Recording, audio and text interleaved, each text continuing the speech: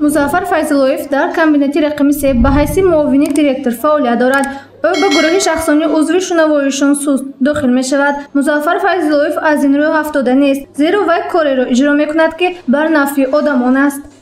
У нас сегодня праздник, международный праздник глухих, 70-летие, юбилей. Очень рады мы приход нашим гостям, фирмам, благодарим фирмам за хорошую добросовестную работу.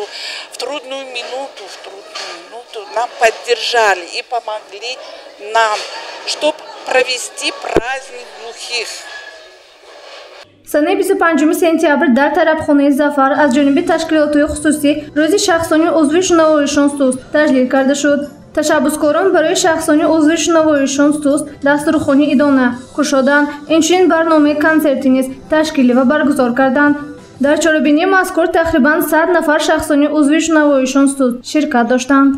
جمعیتی ما جمعیتی کارها میباشد. جمعیتی کارهای جمهوری تاجیکستان به نگاه میکنیم. من امروز روزی بین المللی ناشنوایان می باشد و مناسبتی همین ما تصمیم گرفتیم من اینجا یک تشکیلی کنیم. این چاره‌بینی و ناشنوایان از تمام ولایت سوخت اشتراک دارند. ما همین جشن گرفته ایستادیم امروز.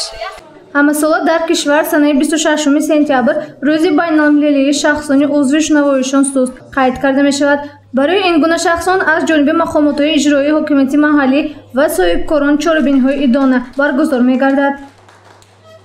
جمعیت ما سال چیلیا تشکیل شده است. خوشبختانه اون است که ما تا همین روز در طول 70 سال جمعیت در جمهوری ما فعالیت می‌برد. حالا ما می‌بینیم که صفی ما کامل نشده است. همه ما در یک جمعیت قرار داریم، کار و فعالیت می‌بریم.